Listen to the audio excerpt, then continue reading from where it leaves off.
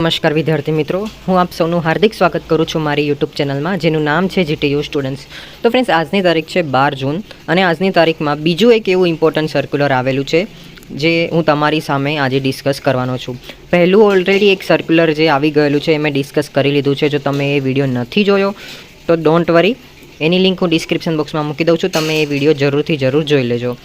આ બીજું important circular વાત કરે છે કે ભાઈ instruction regarding uses of main answer book or supplementary during university theory examination. એટલે કે જીટીયુની જે તમારી 70 માર્ક્સની એક્ઝામ છે તો એના માટે આ ઇમ્પોર્ટન્ટ સર્ક્યુલર છે. ભલે પછી તમે બેચલર્સવાળા વિદ્યાર્થી મિત્રો છો, ડિપ્લોમાવાળા, ફાર્મસીવાળા કે પછી કોઈ પણ બ્રાન્ચના છો, MBA, MCA, ME, બરાબર.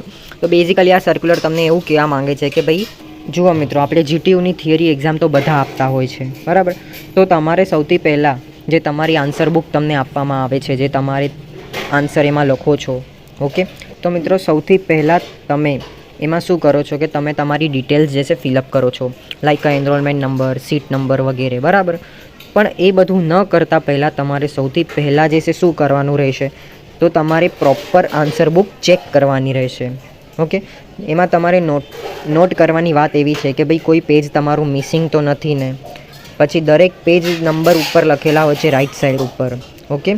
તો એ પેજ નંબરની દરેક સિરીઝ તમારે ચેક કરી લેવાની કે ભાઈ પ્રોપર છે કે નહીં, ક્યાંક આગળ પેજીસ જે છે ફાટેલું તો નથી ને, બરાબર.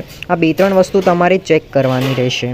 અને ઉપર જણાવેલ આમાંથી કોઈ પણ ક્ષતિ તમને જણાય, કોઈ પણ એરર જો તમને દેખાય કે ભાઈ પેજ ક્યાંક આગળ ફાટેલું છે, કાં તો પછી એકાદ પેજ નંબર જે છે મિસિંગ છે, ઓકે. તો તમારે શું કરવાનું કે તમે જ્યાં આગળ એક્ઝામ આપો છો ત્યાં આગળ જીટીયુના કોર્ડિનેટર હશે, તો ત્યાં આગળ તમારે જાણ કરવાની કે ભાઈ આમાં આવી પ્રોબ્લેમ આવેલી છે. જો મિત્રો તમે આન્સર બુકમાં બધું ડિટેલ્સ ફિલઅપ કરી લીધી, તમે આન્સર પણ લખી દીધા, પછી વચ્ચેથી તમને એવું જણાય, તમે મસ્ત એવું ક્વેશ્ચન નંબર 2 સુધી લખી દીધું, 3 સુધી લખી દીધું, પછી છેલ્લે તમને ખબર પડી કે અરે આ તો પેજ મિસિંગ છે, આ તો પેજ ફાટેલું છે, અને પછી છેલ્લે તમે જણાવશો, બરાબર, તો એ પછી બહુ પ્રોબ્લેમ થશે. આ કેસમાં તમને UFM પણ લાગી શકે છે, ઓકે.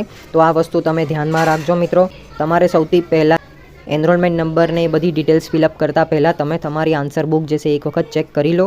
અગર કોઈ પ્રોબ્લેમ આવે તો તમે જીટીયુના કોર્ડિનેટર સાથે જાણ કરાવો, રાઈટ. તો બેઝિકલી આ જ વસ્તુ આ સર્ક્યુલરમાં તમને કહેવા માંગે છે.